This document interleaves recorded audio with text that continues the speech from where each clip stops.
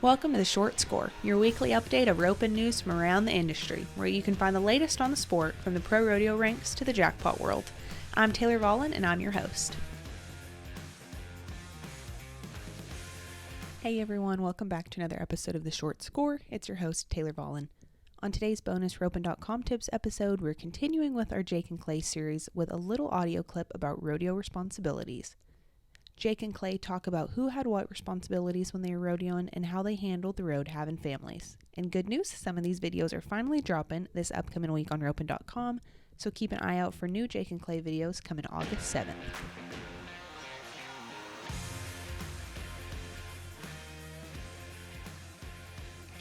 Well, I'm not. Clay was the inner. I didn't have any interest in that at all, and my attention span on that was not very good. And so he did all the entering, and I would do most of the trading. So I would call in and get the trades and try to get us traded around, and then I would book a lot of the airline flights. So he did all the. Because, man, I could never remember when things closed. It'd already be closed. And so if it was up to me, still to this day, I'm not very good at it. And there's some guys, like Alan was really, really good at it, man. He'd stay in that paper all the time, and he would map things out, and he'd get to more rodeos. And then Clay, we buddied, and so then Clay, when we started roping together, he did all the entering. And so I learned from Alan.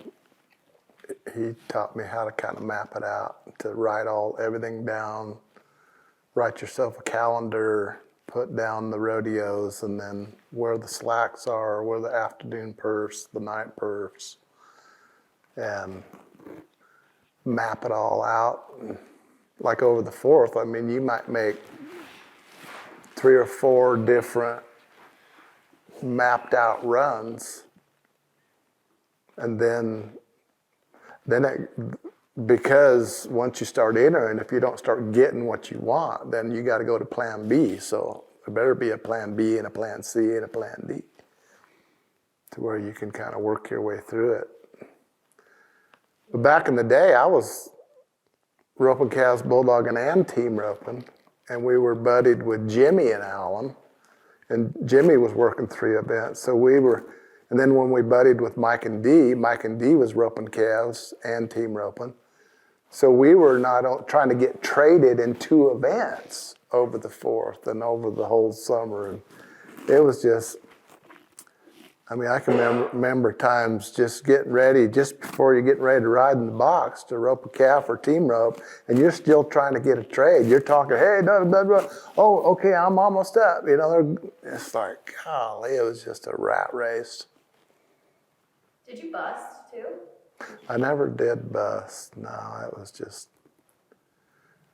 I could practice calf roping and be ready for that, and then I could just go get on a bulldogging horse, but that was too much for me. I couldn't practice 3 events.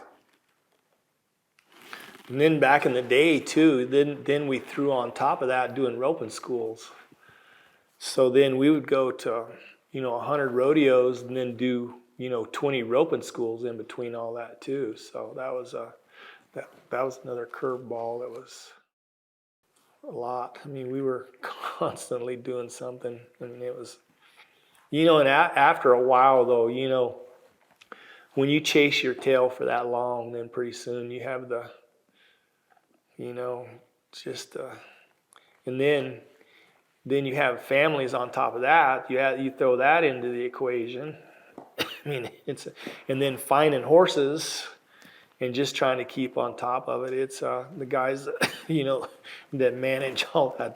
They got to be pretty good at managing their schedule to have the time to do all that. Well, my wife had 3 kids when we married. So Anthony, he was, I think he was 11 when we got married. So Tony had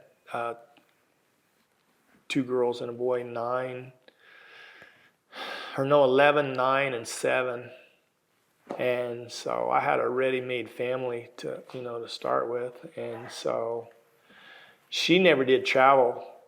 Clay's wife and kids travel with him, but my kids were already in school, so Tony stayed home and took care of them. And it was just, man, it's just a lot. It just, of the traveling and the schools and the family, and your priorities change then, and you feel that after you win the world championships and this and that, well, you've been there, done that. Now and then it's not that important, but more than anything is you're trying to figure out how to make a living and provide for your family. So before, I think when we first started, those first 5 years or whatever, is like, man, go, go, go, go, win those championships. And it's like, been there, done that. That's not really what you're how you make your money. You're not actually making, it's not like big bonuses at the end that you're, the big deal was to make the finals, because that's where that was going to be your big payday, is just, so obviously winning a world championship, you got the biggest piece of the pie. You were the high money winner or whatever, but it was always the goal to get to the finals and have a good finals. That was going to be basically your year.